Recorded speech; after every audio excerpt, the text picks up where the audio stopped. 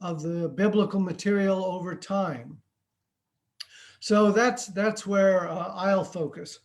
Um, and I want to start off with just a couple of observations that may seem pretty obvious to you, relating to the impact of David on our culture, on our world. And by our, I mean here particularly Western culture, although to some extent American.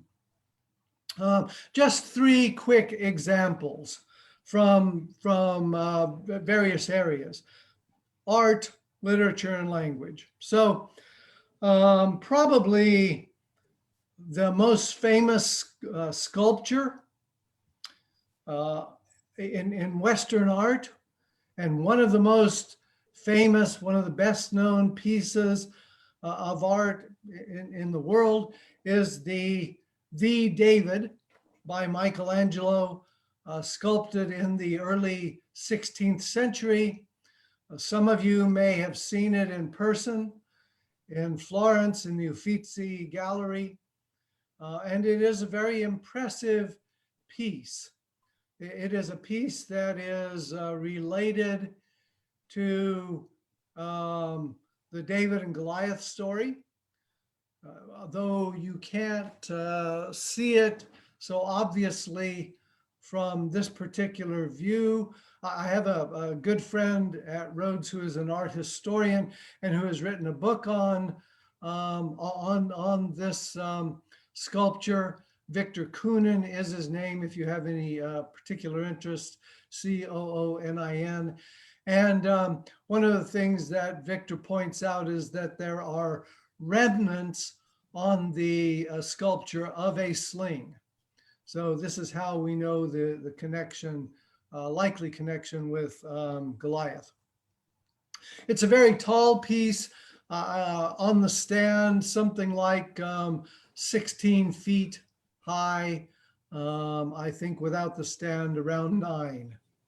At any rate, one of the best known pieces of art in the world, maybe the best known sculpture.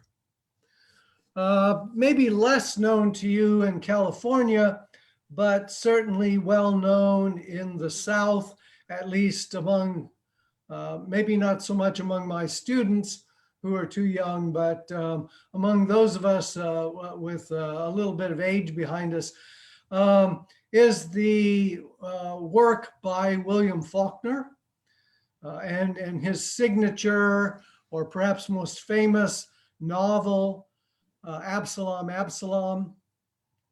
Not a, the name Absalom, as you may well know, is the name of David's son, one of David's sons. This is a work of fiction. It is not a retelling of the David story exactly, but you can see at the bottom of the screen that there's this brief sort of overview or synopsis of the novel and of the characters. And Thomas Sutpen is a Southern Mississippi plantation owner, although this is a little post-Civil War is when the novel is set. And this owner, Thomas Sutpen, is described as indomitable, willful, powerful, shrewd, but lacking in compassion. I don't know for sure that Faulkner actually drew for this characterization on his reading of the David story, but it is quite likely. I would say there is certainly some match there.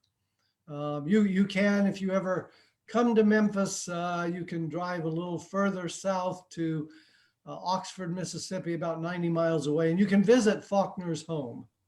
And this was a Pulitzer Prize winner, or maybe Nobel Prize winner. I can't remember which. At any rate, very well-known piece of literature. And one of the things that amazed me when I began working on David seriously and looking at some of the later tradition interpretation of David was the voluminous literature that the David story has inspired, beginning particularly in the Middle Ages, and then through the Renaissance and so on, and all the way up to the present. And I should say that in the 21 now years since I published my own book on David, there's hardly been a year go by that I haven't received some kind of notice, official or unofficial, of a new book on David. So in all kinds of genres, sometimes fiction, graphic novels, sometimes by biblical scholars studying the David story in some way, but it continues to be a story that inspires all kinds of literary works. And then just another example, language. If you read the newspaper or online reports, if you're a sports enthusiast, if you're interested in politics or business, you're probably familiar with the comparison, David and Goliath. This is a David and Goliath story. I won't be at all surprised if you hear that in watching the Olympics, the underdog story, and so this was the topic, or the title, I should say, of Malcolm Gladwell's book, which has nothing to do really with the David and Goliath story, but is a study of underdogs, misfits, and battling giants, as the subtitle reads. So this has become an expression to us that is well known. And so all of these examples, and we could multiply them in other areas, kind of then, for somebody of my ilk who has an interest in history and in biblical studies, raises the question, well, what then can we say or can we know about David, the historical figure? Are we talking about King David as a historical figure, or is it closer to King Arthur, something like a legendary figure, or maybe even fictional? What do we know? How do we know it? What can we say? So that's where my interest kind of comes in. Although I do also have a strong interest in the literary study of the biblical material as well. But I would precede that in my own work with questions of history of composition and development of the traditions. So this quotation from, full disclosure, Kyle McCarter, who was actually a professor of mine, not at Johns Hopkins, but at Harvard when I was starting there, and he was there for a year. This quotation from a 1986 article that he wrote relating to David, I think sums up nicely the evidence, although we'll have to tweak it a little bit, as I'll say in a moment. But just to read this, the Bible is our only source of information about David. Now that may come as something of a surprise to you. And so this is what I want to unpack. He goes on to say, no ancient inscription mentions him. No archaeological discovery can be securely linked to him. You may know that already, having spent some time with Aaron Darby. The quest for the historical David, therefore, is primarily exegetical. We'll talk about what that means momentarily. But I want to focus first on the part that's highlighted in blue. No ancient inscription mentions him. And then briefly on the archaeology, because as I say, I know you've already discussed that. That part of that one sentence, no archaeological inscription mentions him, is no longer true. You notice the date of this quote, 1986, but in 1993, there was found this inscription that you may again have heard of from Aaron Darby or elsewhere. This was from a site in northern Israel called Tel Dan, not far from the border with Lebanon. And it does contain a reference to David that I'll talk more about in a moment.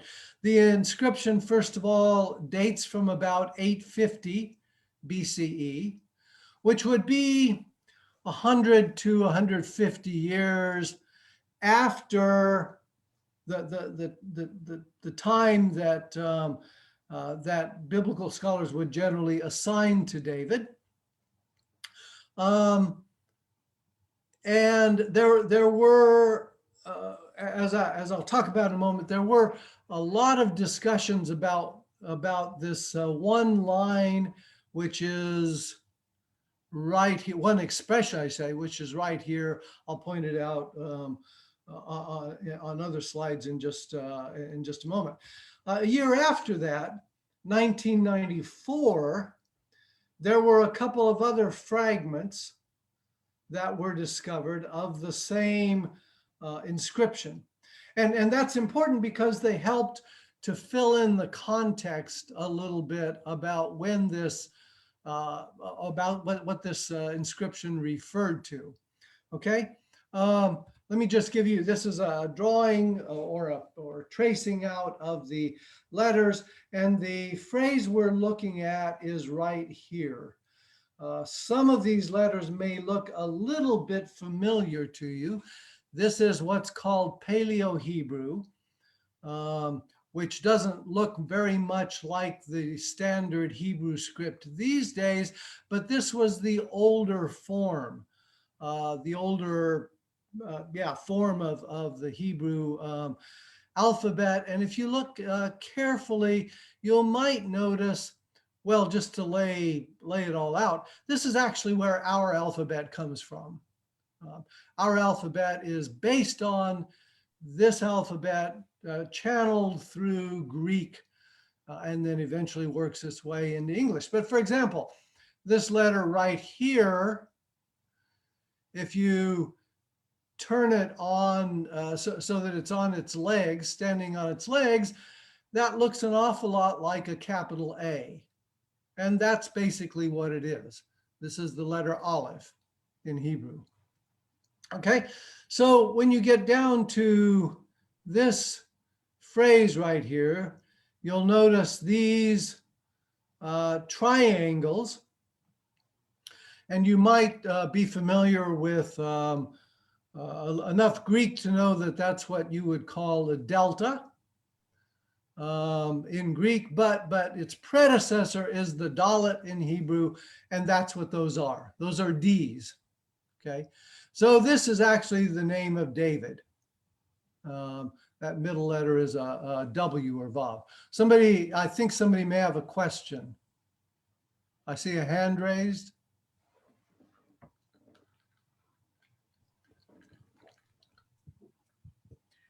Well, how did the Hebrew language influence the Greek language script? That's a great question. The Greeks borrowed the alphabet. Oh my! It was the ancient Israelites, or probably actually Phoenicians, a little further north in what is modern day Lebanon on the coast. Although now there's some evidence that the earliest alphabet that we have in terms of inscription may have come from the Sinai. At any rate, and so I don't know all the details of tracing all of that out in terms of influence. I'm not sure that that's known, but basically the Greeks borrowed the alphabet and adapted it to their language. So for example, Hebrew and Phoenician, these other West Semitic languages, are languages that don't write, or didn't write at least, the vowels. They only wrote consonants. And this is where it gets a little tricky, but the aleph, which to us is a vowel, in Hebrew and in Arabic and in other Semitic languages, is actually a consonant, not a vowel. And it's one that lost its value in Hebrew, but is retained in Arabic and in other languages. And then the Latins borrowed it from the Greeks, and then the Greeks, and then the Latins, the Romans influence. That's where, for example, there's a whole class of languages called Romance languages, not because they're particularly romantic necessarily, but because they stem from Rome: Spanish, French, Italian, Romanian, Portuguese. Those five, and English borrows a lot from Latin as well. Anyway, that's off of the topic, and I'm not I shouldn't pretend to have expertise really in those areas, but that's the long answer to should have been a short answer to your question. But basically, yes, the Israelites, the Hebrews borrowed from the or the Greeks borrowed from the Hebrews. Okay, so one other feature of this inscription that I'll point out to you, you'll notice that there are a lot of dots here and there, and those are word dividers.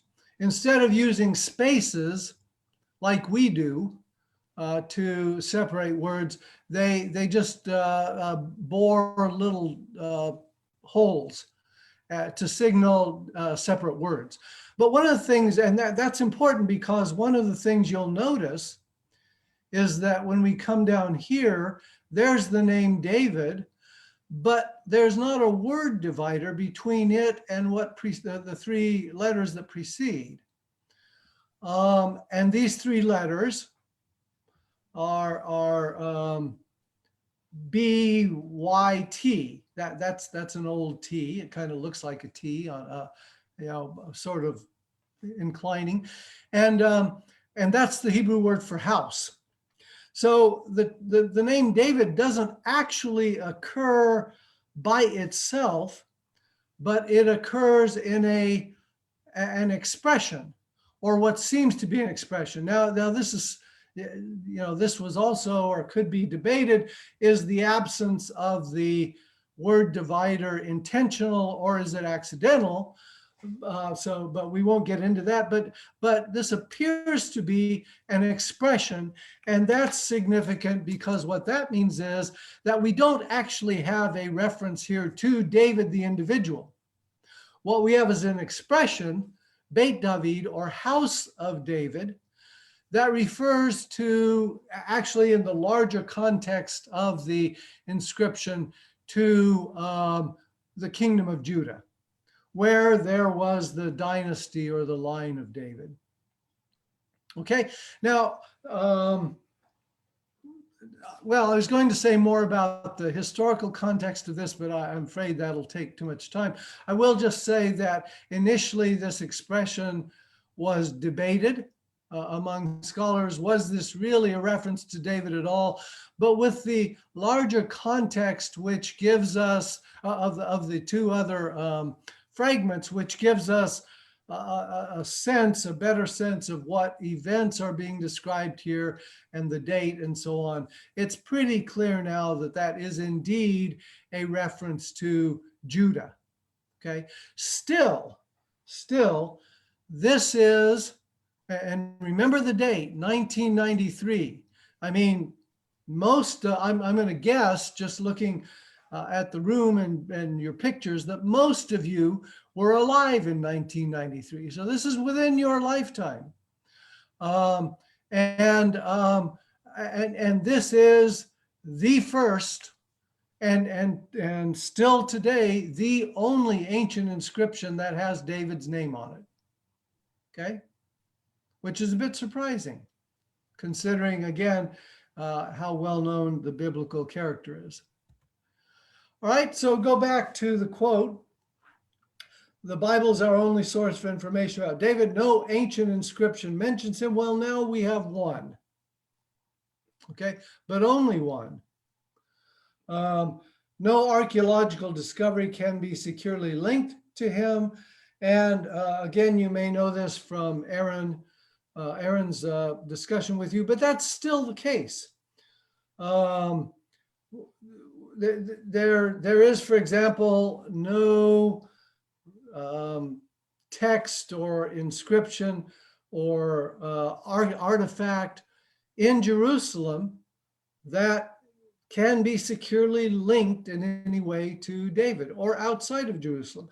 Now, there are attempts and have been attempts to associate David with certain archaeological finds, but nothing that is beyond dispute. So then focus on the part of this quote that is in red. The quest for the historical David, therefore, is primary exegetical. What exegesis means is drawing out of the text. And what the quote is saying, therefore, is that all of the historical information about David that we have is based on the Bible. That may change at some point, at any time, but that's the case right now. And that's a bit of a surprise. Again, knowing the reputation of David, the fame of David, the importance of David in the biblical story. And that's where we'll move to. But I will say this before we go on, that this helps to build or helps to explain the reason for what I like very much, or what I like to use as the image for me of representing the historical David. This is a photograph of a shadow of a replica of Michelangelo's David outside of the Uffizi Museum in Florence, okay, on the wall. So what the reason I like this is I think it represents the distance between the historical David and what we have left. There's something there, but it's very much a kind of a shadow of a replica, or another person has used the term hologram, and maybe that works as well, although hologram's a little more, picture of the real thing. All right, so let's talk about David in the Bible. There are three large corpora, large sections of literature in the Hebrew Bible in which David is a key figure or an important figure in one way or another. All right? And these three are what is known as the Deuteronomistic history, First Chronicles, and Psalms.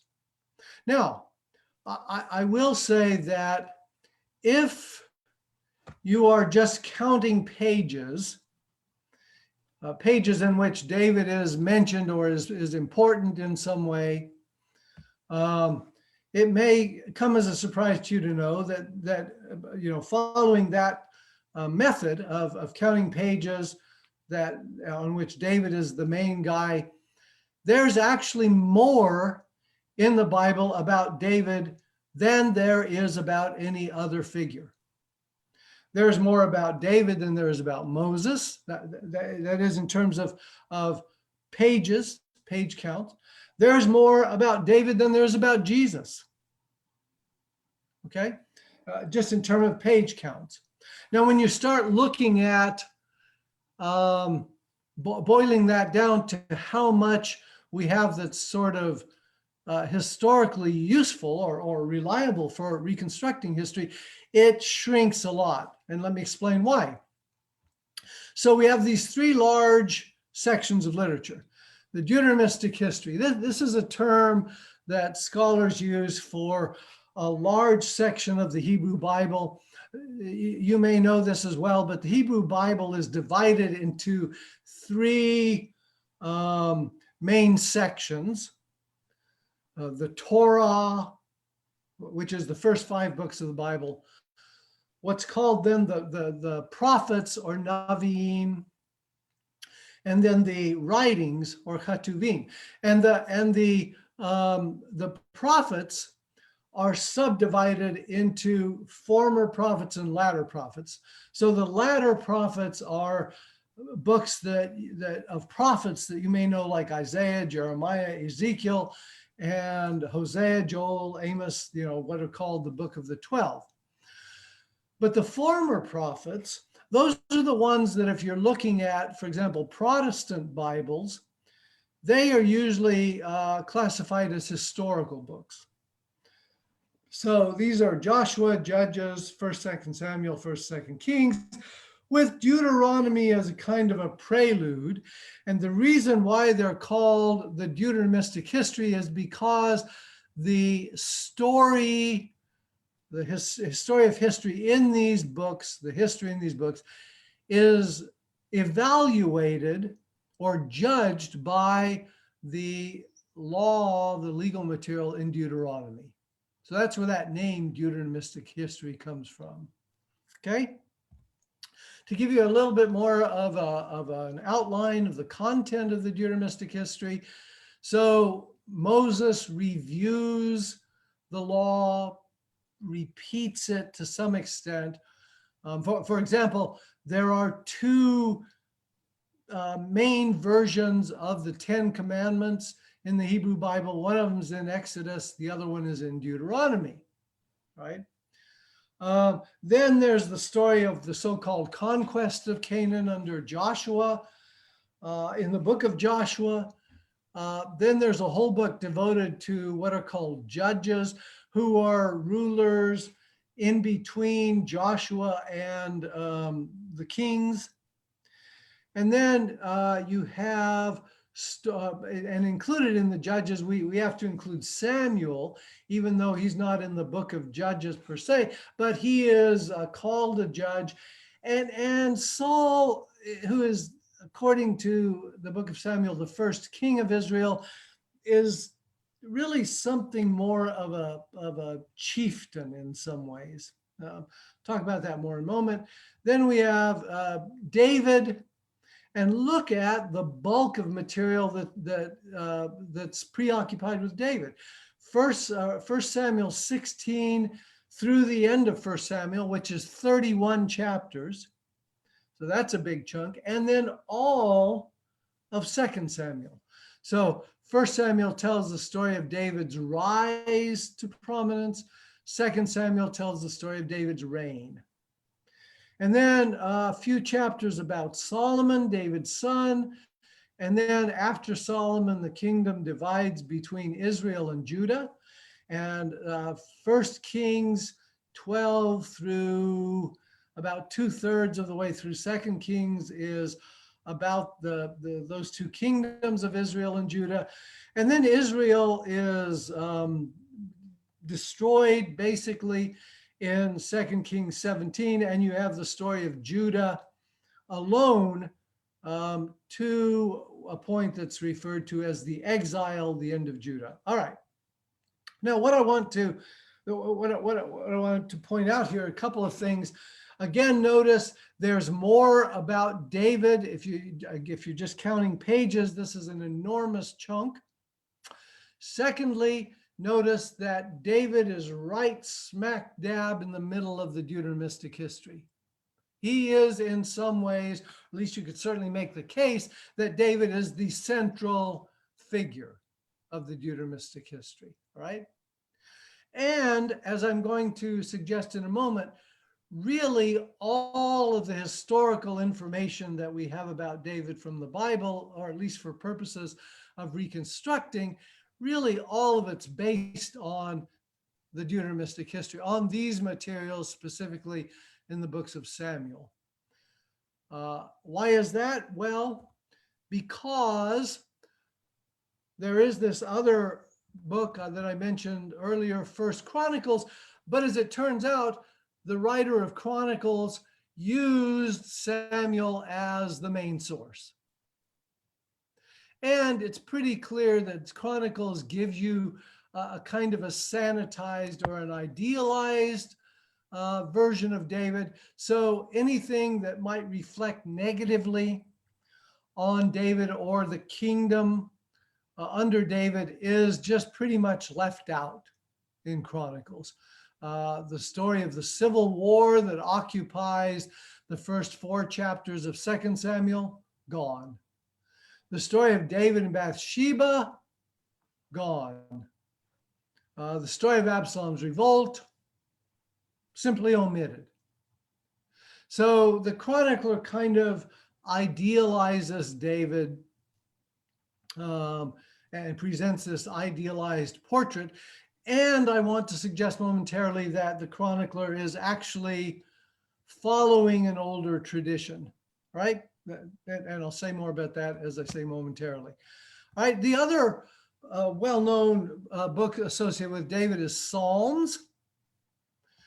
There's 150 Psalms in the book of Psalms, and about half of them, 73, have a heading that in some way associates that psalm with David. Okay? However, that gets to be a little tricky because that heading, first of all, is ambiguous as to what it means. Does it mean by David? Maybe. But it could also mean, and in fact, this is a little more common, to or for David. Is it dedicated to David? Is it for the David collection? Something like that. Also, these headings are almost certainly later additions to the Psalms. They're not original to the Psalms themselves. I'll give you a couple examples at the end. Only 7 of the 150 actually contain the name of David in the psalm somewhere. And that includes references to House of David or to the promise to David or the covenant to David that don't tell us anything about David's life. So once again, in terms of any kind of historical usefulness, the Psalms doesn't really bring it. Right? Now, let me give you a couple of quick examples. Got to go here to my share screen again. I guess I have to do that this way.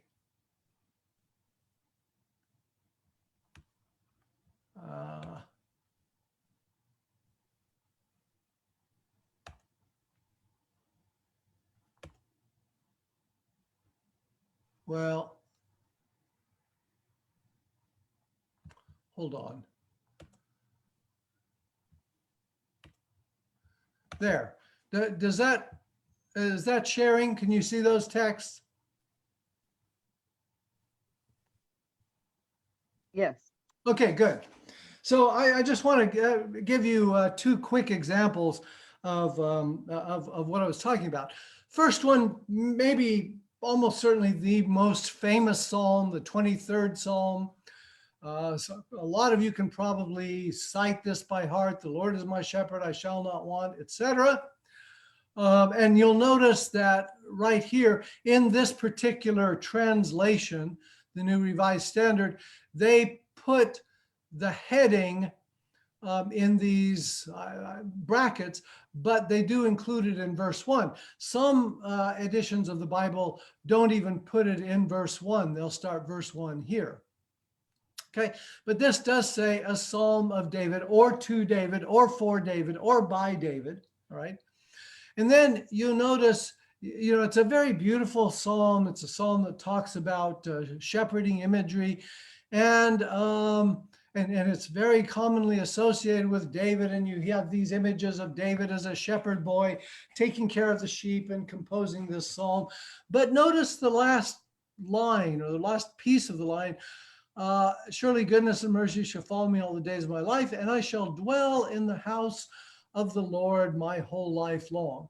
Now, when we read that, we typically think of, well, that means maybe heaven or worship or church or something like that. But in ancient Israel, house of the Lord, house of Yahweh, had a very specific meaning. It meant the temple. That was it. Now, it may have been a kind of a double meaning, house of the Lord, being involved in praise. But here's the problem. The temple wasn't built when David was alive. It was his son Solomon who built it. So unless this particular line is an addition to the psalm, David couldn't have written it. Okay? Or another famous psalm, 51, not quite as famous as the 23rd Psalm, but still well known because of its connection. And here you see the heading goes on all the way half the verse down to here. And it identifies this not only as a Psalm of David, but connects it with the David and Bathsheba story. Okay? So, and it's a psalm of penitence where the writer asks forgiveness. And that seems to fit very well, you see, with the David and Bathsheba story. But if you look down to the end of the psalm again, almost the last verse, do good to Zion. Zion is another name for Jerusalem. Do good to Zion in your good pleasure. Rebuild the walls of Jerusalem. Excuse me, Stephen. Steve, we have your PowerPoint still up here. We don't have the text of the psalm. Oh, okay. Well, let's see. I'm almost done with it anyway, so, Okay. so maybe we don't need it. Maybe if you can check out it, maybe you have a Bible lying around there, this next to the last verse says, "Do good to Zion in your good pleasure, rebuild the walls of Jerusalem." When is Jerusalem destroyed so that it needs to be rebuilt? Not until the Babylonians, 587, 586. That's 400 years or more after the time of David. So again, unless those last lines are in addition to this psalm, David couldn't have written it. All right. So that's all actually that I wanted to say there. Let's see. Let me pull up my PowerPoint again. And are we back? Are you back with me? We are. Okay, good. So then the question comes, we're relying only on the books of Samuel. How do you then read the books of Samuel if you're looking at it in terms of historical reconstruction? And there are various ways. Of course, one way obviously is you can read the story at face value. But I would like to suggest, and this is not unique with me or original with me, this has been suggested some time ago, that the David story, in fact, resembles examples of what's called ancient Near Eastern royal apology. An apology here doesn't mean saying you're sorry. Rather, it is a defense or justification. It's a term for a literary genre. And so the idea is that this material may have been written, or at least is borrowing from material that was written to defend David against charges of usurpation of Saul's throne. That is, we're dealing with, in the David story, with hereditary monarchy.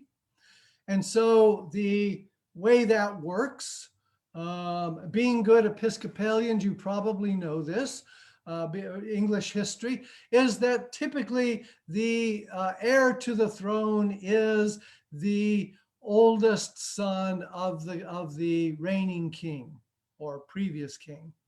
And so David is not Saul's son, and David is a usurper. That much is clear. He has no hereditary right to the throne.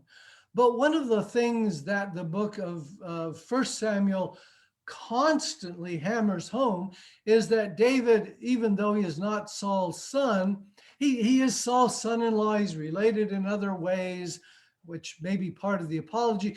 But the main point is theological. He is Saul's Saul's heir because God chose him. And that's sort of the trump card, you know. You can't go beyond that claim.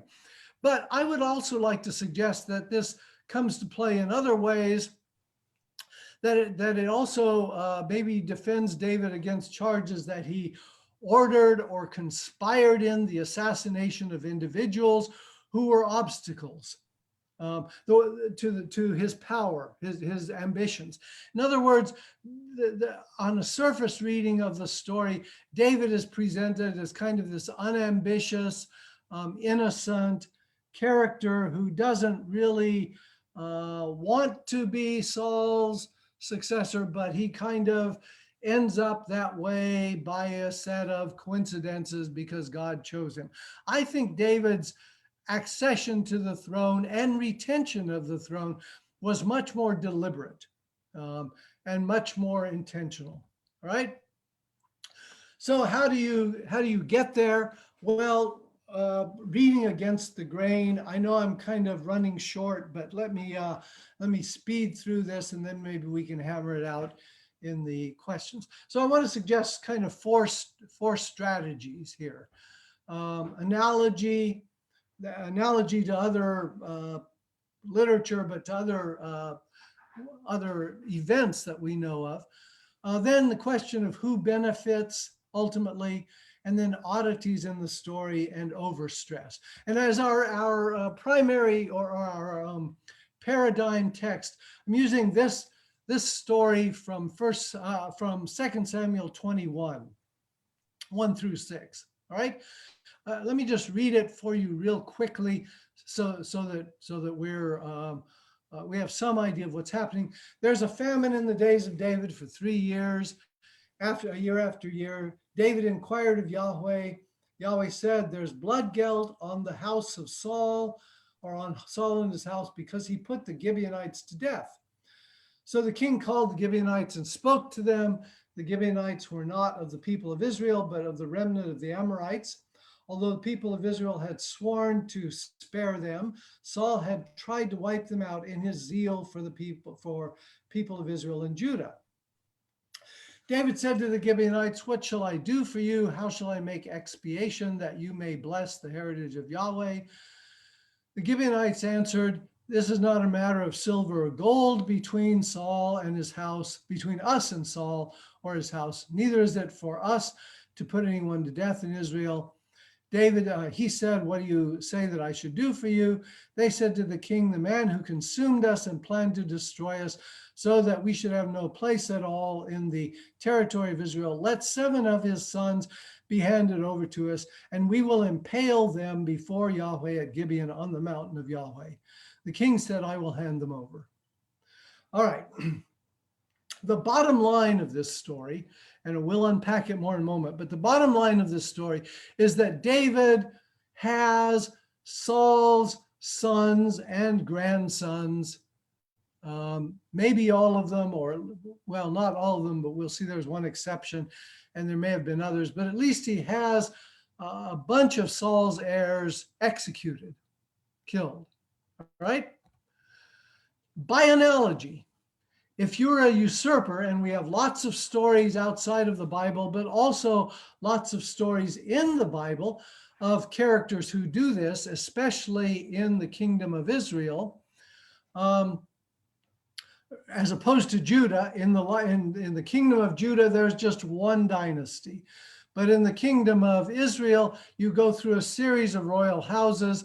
And the pattern that's typically laid out, and this is just one example, you get a new king who overthrows the previous king. And when he does that, one of the very first things that he does is to wipe out the house of his predecessor, to kill all the male heirs. All right. The obvious reason for this is to ensure power, to do away with rivals, right? And so this is one example from the book of 1 Kings of one figure who does this. We could multiply that There are a lot of others. I have two notes on this. In the David story, there's one figure who is Saul's grandson who is allowed to live.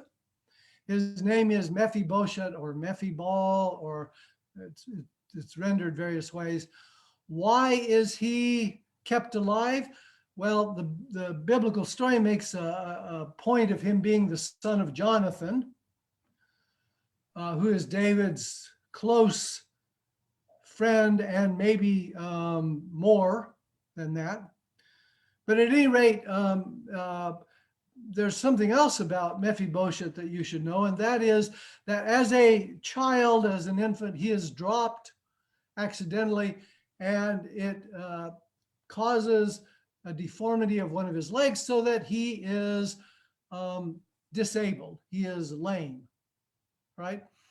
And why does David keep him alive? Well, frankly, probably because he was less of a threat. He's not really a threat to try to assume Saul's throne because of his disability.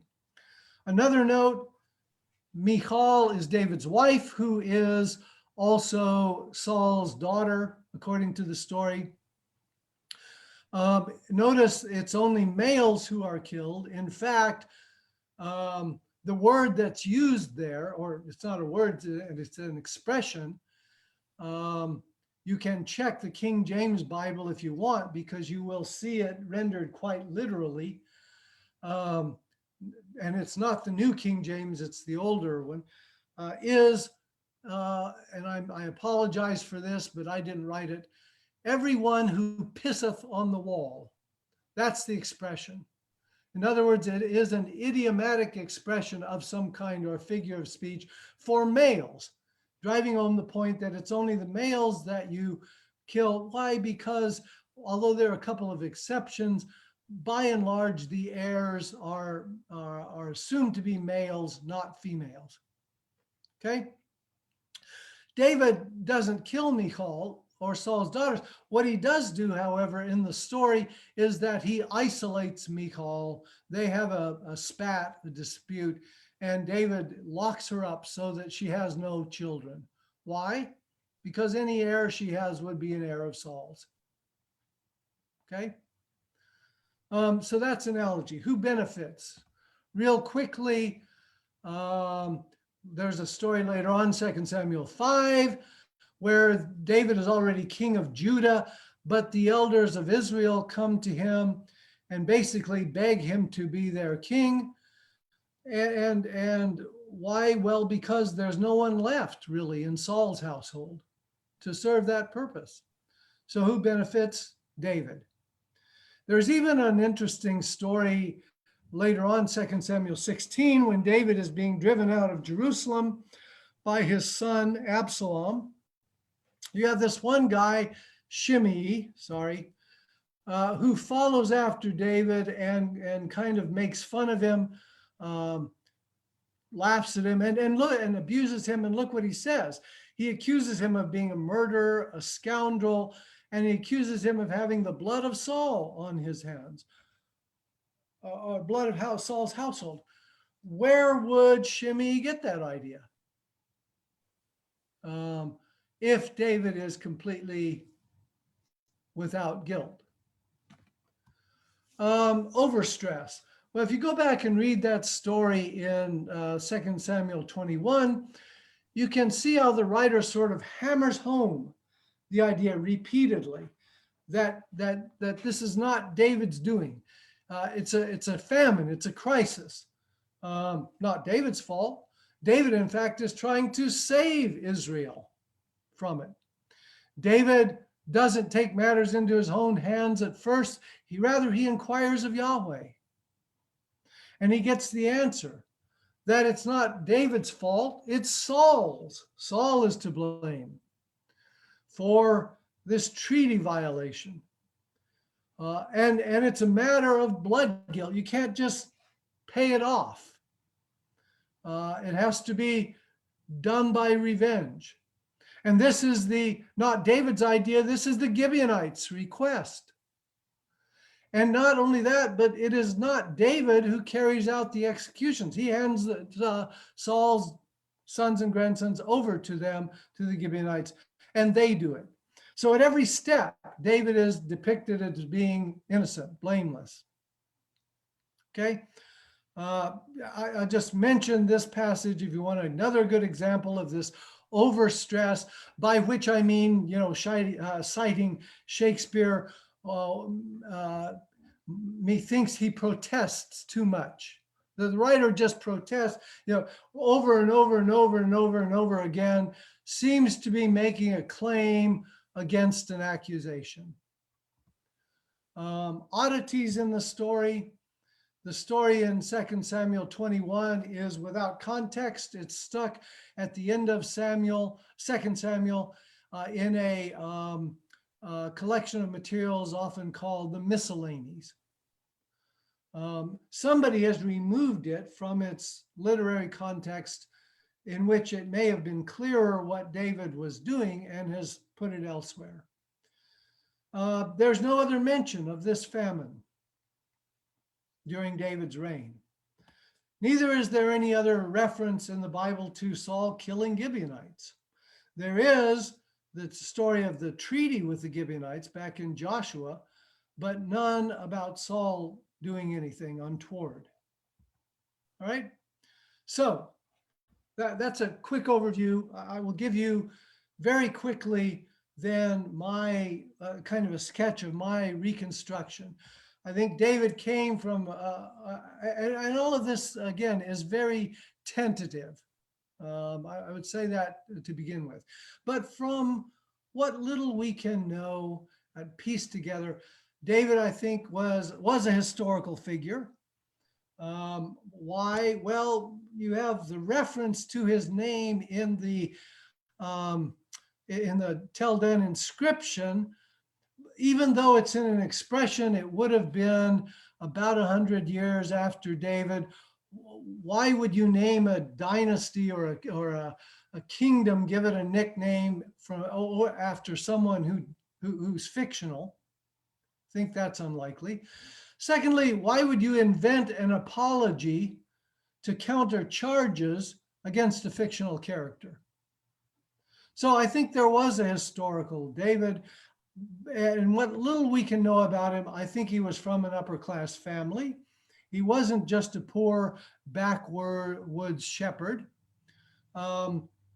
He was a soldier, from what we can tell, and military strategist, highly ambitious, an outlaw leader, a brigand, really, who was guilty of taking over Saul's throne, who was guilty of murder for his own advancement, and as a king was a tyrant who probably was responsible for killing even his own son when he led a revolt against him.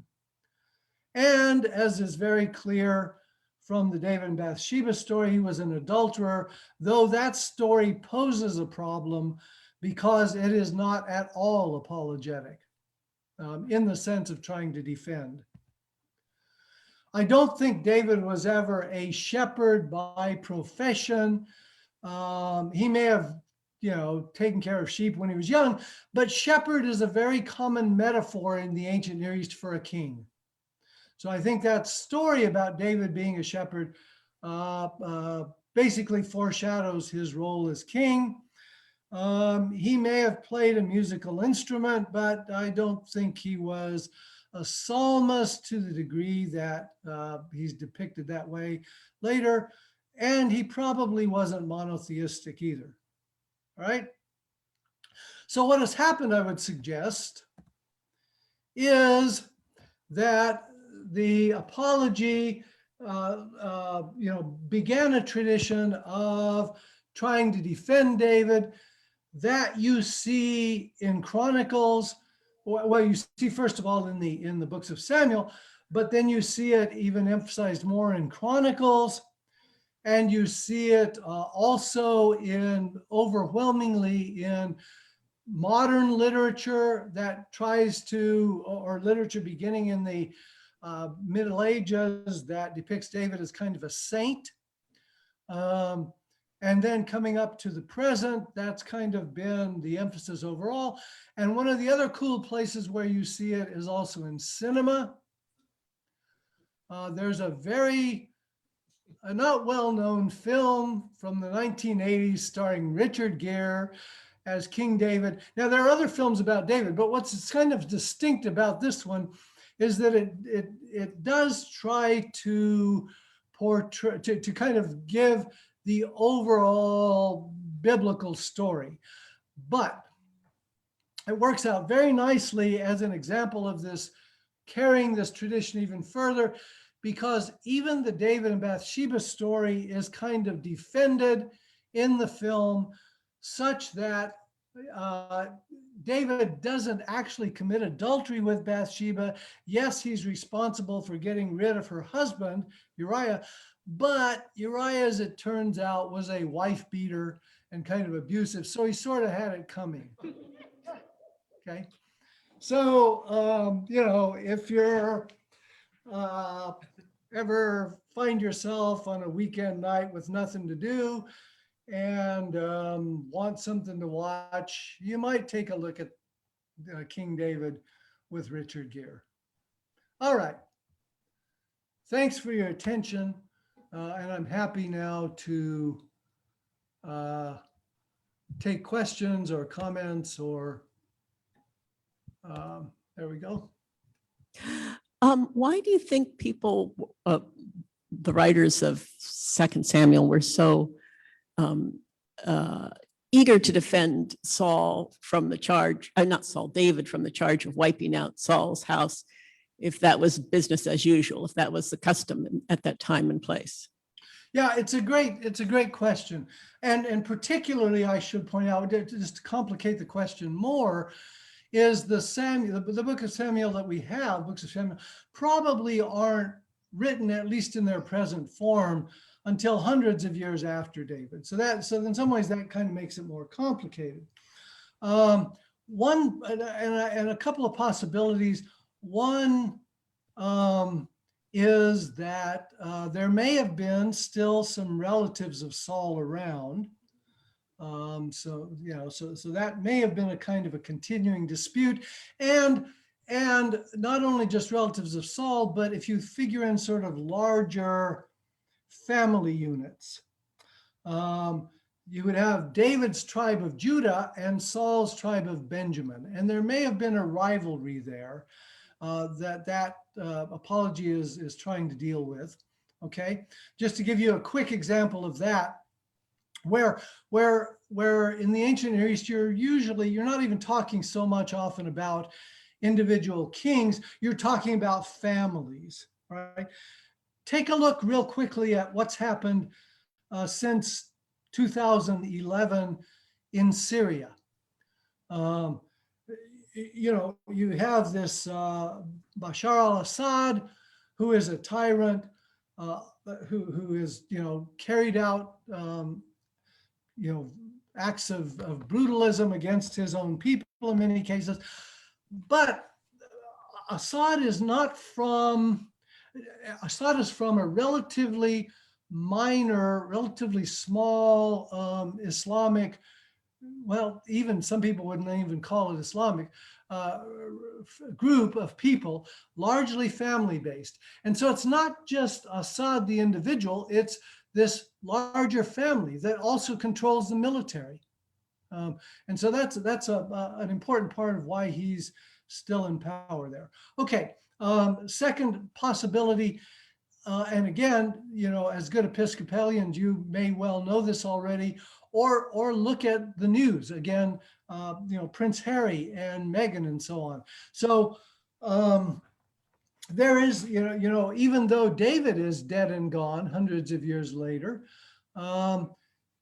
there's the dynasty. And does the dynasty owe its own existence, in some sense, its own rationale to the character of David? And so you defend, by defending David, are you in fact defending the entire institution, the entire household? I hope that helps. I mean, that's I'm a sorry. guess. It seems like the mores would have to, and the ethics would have had to change in those few hundred years for people to have been worried about the fact that David executed Saul's sons, instead of saying, well, yeah, of course, that's what always happens. Yeah. No, that's a good point too. Is I think in fact that's probably the first thing I should have mentioned. So very nice, very perceptive. We can't lose sight of the fact that that it's a different culture, it's a different world, it's a different time period. There are acts of power, ways of ruling, etc., that we would be scandalized by, that were maybe accepted. Um, and also there's a kind of a different sort of mentality. And again, I would draw in a sense on what little I know about Islamic theology, but Muslims often will talk about, I think a lot of times for Westerners, we tend to, there's a tragedy or something bad happens, and we think, well, why? Or why does God allow this? Or, that why question. Muslims, I think very often will not sort of frame it that way. Their view will be, this happened, therefore that's Allah's will. This happened because it's Allah's will. Now, you may not understand it, but that's why it's happened. And so, David, whatever deeds he did or something, that's the will of Yahweh or something like that. I don't know. I actually have 3 questions for you. Yeah. The first one is, who wrote the Book of Chronicles? The second I'm one sorry, I is, lost what you said there for a second. Can you repeat? who wrote the Book of Chronicles? The second one is, you were talking about the house of the Lord and how, or the house of David, that he couldn't have said in the 23rd Psalm, I will dwell in the house of the Lord all the days of my life, because the house of the Lord hadn't been built yet. But they did have tents where they met and worshiped during that time. Could he have meant that? And then the third question is, who wrote the book of Psalms? If not David, then who? Okay, great, good questions. And you may have to remind me because, these days my memory seems to be fading. Some of you might be able to appreciate that. Who wrote the Book of Chronicles? We don't know. The people refer to the author of Chronicles as the chronicler. And in fact, this is not so uncommon, because the truth of the matter is we don't really know who wrote any books of the Bible. They're all anonymous, or in some cases, what's called pseudonymous, which means claiming authorship from somebody else. Now, I say all the books of the Bible. That's not entirely true, because there's some New Testament books, like some of Paul's, not all, but some of Paul's letters. New Testament scholars do think Paul wrote them or dictated them, but he's behind them. But in the Hebrew Bible, we don't know who wrote any of those books. And so to jump to your third question real quickly, just because it's related, who wrote the book of Psalms?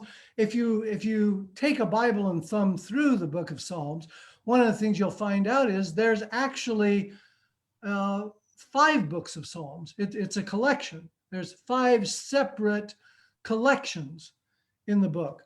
Who wrote them?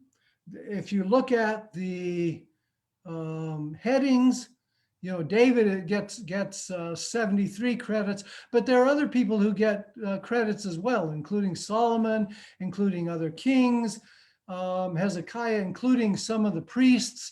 So it's kind of like, if you can use this analogy, if you picked up a hymnal that didn't have, that was written maybe at a time or collected at a time without modern copyright laws, and it didn't always have the author credit there, it would be a bit like that. Who wrote it? We don't know.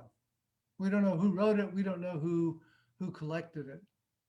But as with most books in the Hebrew Bible, it's probably, and in Psalms almost certainly, different writers over time, over hundreds of years. And the middle question, the House of David, yes, and I suppose, it's possible, I suppose, that you could think of that as the tent, as the tabernacle, but the Hebrew Bible always makes a distinction between those two institutions, tents and buildings. And there's an important difference between them that lies behind that, and that is that a tent or a tabernacle is portable and a building is not. And so when you build the temple in Jerusalem, when a deity has a temple dedicated to him or her, that temple is not just a building.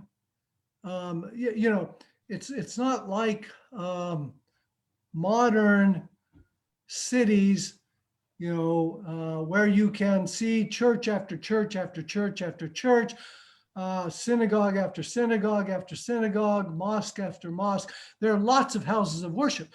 When you have a deity that has a temple, that's a claim. It's a way of saying that deity owns this city.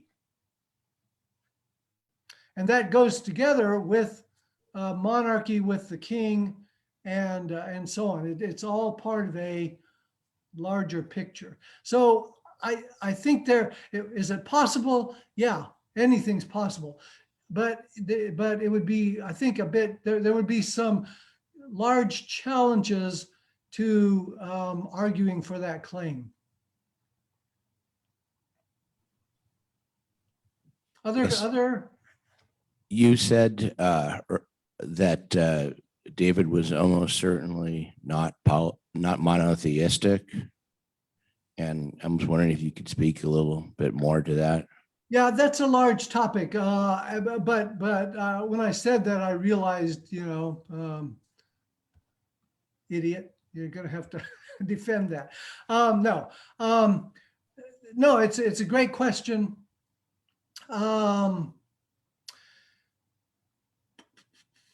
It's a huge question.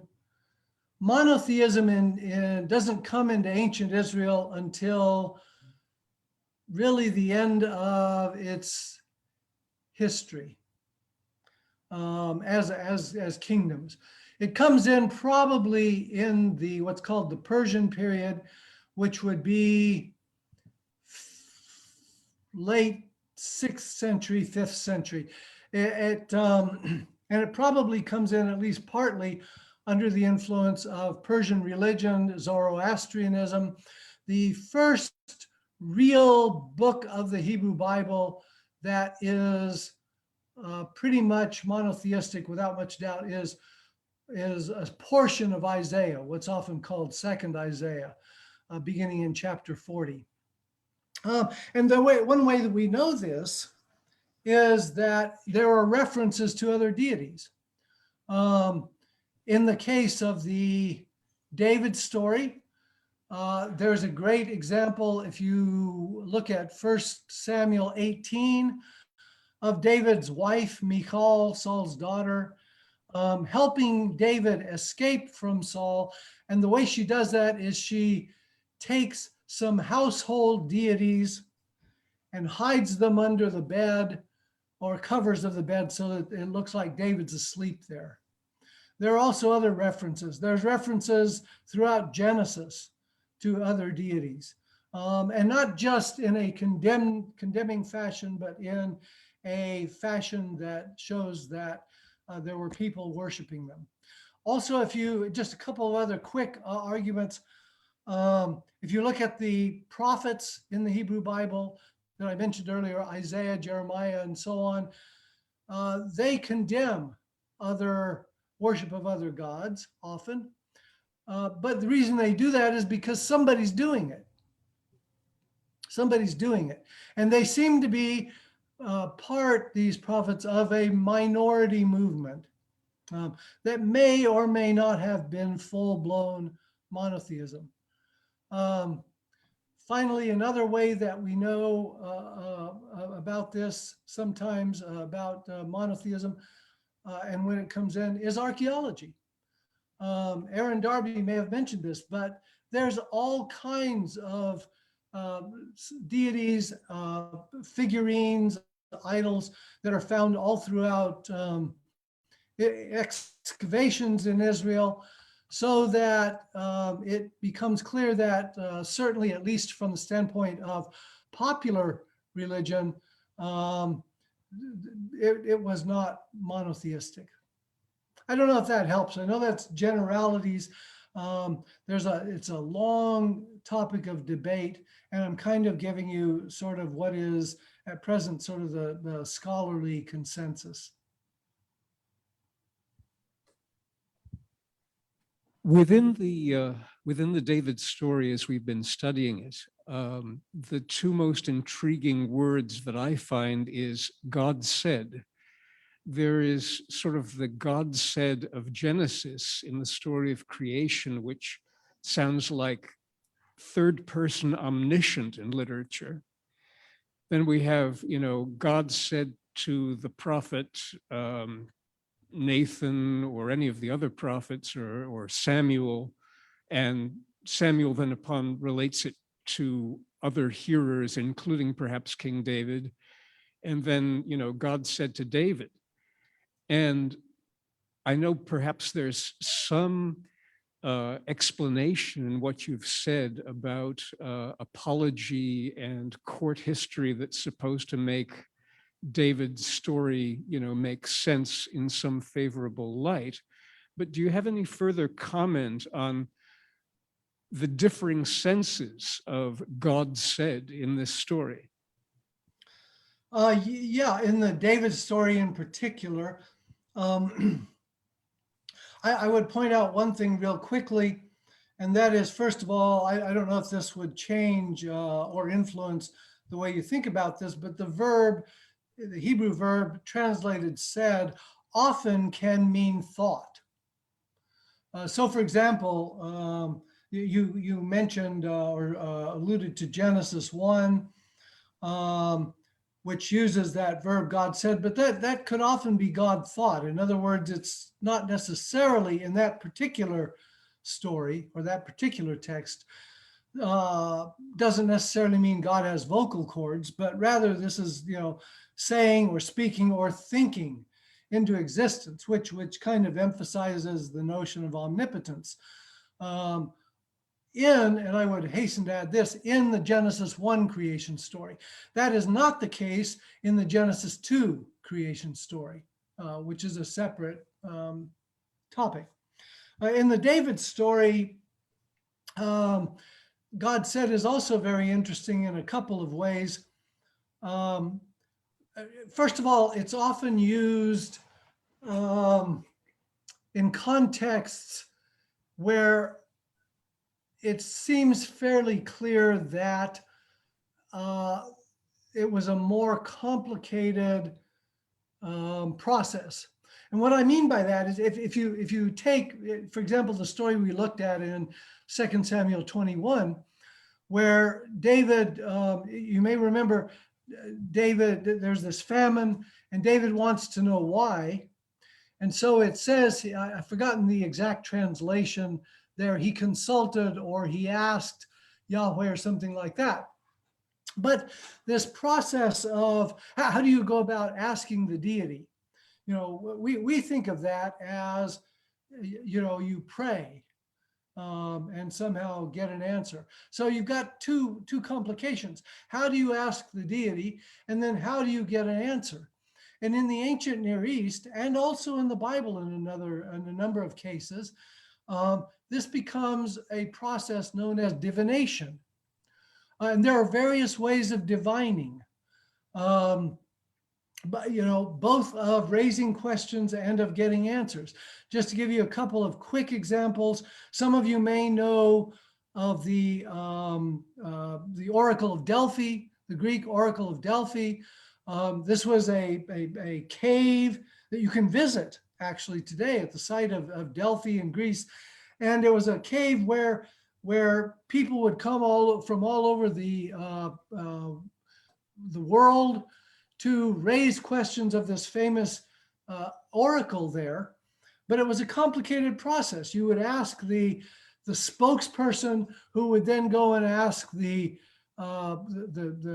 oracle or the diviner or the priest who was inside, who would then consult the deity and then would convey this answer on the way out. And often the answer was in ambiguous terms.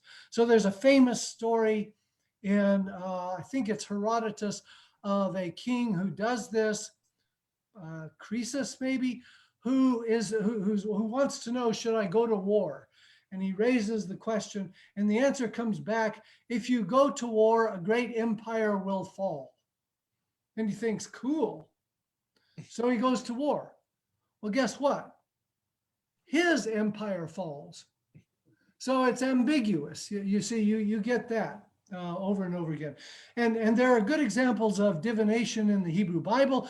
There's several good examples in the David story where he uses what would be kind of like, and we don't know exactly how this functioned, but we have some references to drawing lots or taking lots, casting lots, sorry. We have some references to a device called the Urim and Tumim. So sort of extrapolating from that, what this appears to be is some form of kind of like our rolling dice or drawing straws or rock, paper, scissors, or something like that, where in the case of the biblical material, you're asking for either a yes, a no, or no response type thing. But then that gets, in the stories, that gets very much elaborated about, yes isn't just yes, but it's, described in much more detailed terms.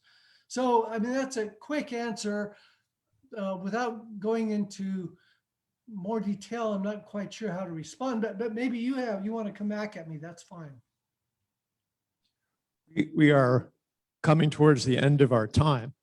I do have one final question that if you can address this briefly. I think that you've been teasing around the edges of this. Your work as a historian on the one hand, and yet these books and materials are also scripture. You might not have an answer for this or a perspective on this, but how do you see those two things? And how do we take these books that clearly have, as you amply showing us, historical context, and then how do we take that up again in some way also as scripture? And I don't know if you have an answer or response, but if you do, we'd love to hear it. Well, as you've already seen, I'm not shy about giving responses when I don't have answers, but this is an example of that. I would say first of all that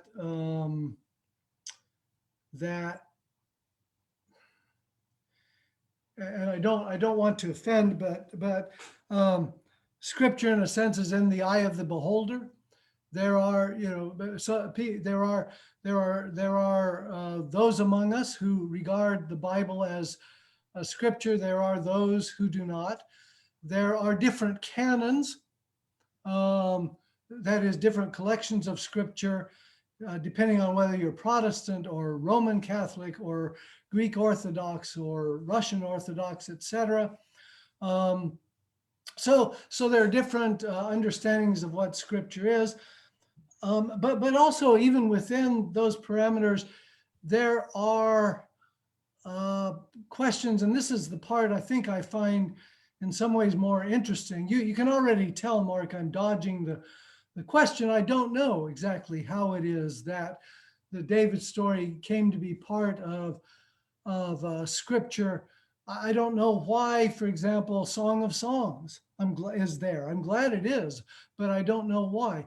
It's a fascinating question.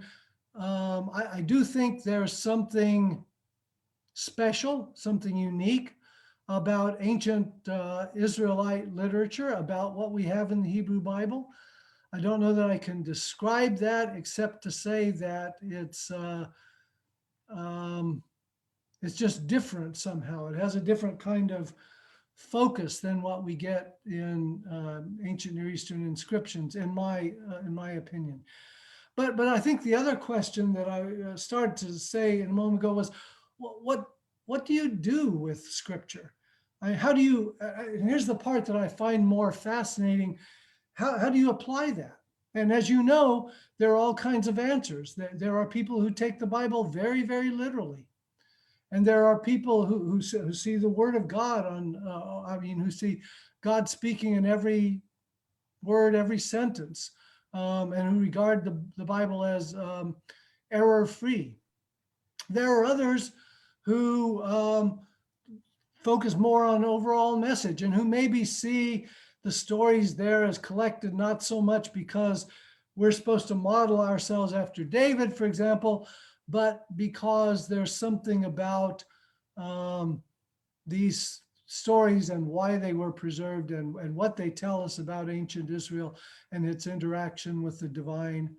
I mean, I know that's a very unsatisfactory answer or response, and I'm sorry I can't be more specific.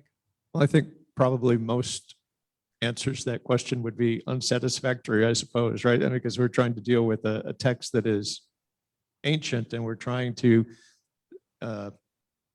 understand how we keep it as our own. We have no more time though, Felicia, I'm sorry. We have to end because we are now at 12:05. We already kept you 15 minutes past when we said we were going to keep you. But Steve, we thank you so much for your time, and much of what you said that you've just touched on. Let me do a quick commercial for your book, David, a Biography, where you go into much more detail on a lot of what you talked about today, and some of your other work. And so we thank you so much, Steve, for being the ultimate presenter in our series, and we are so very happy to have welcomed you today. Thank you so much. Thank you. And we hope perhaps to someday see you again here at St. John's. So thank you again, Steve. Okay. And everyone, this is the last of this series. In August, we're going to have 2 weeks with Mother Lynn Crow doing Lectio Divina with us during this hour. So look to our various sources to find out the dates for that. So thank you all for being here today. Thank you.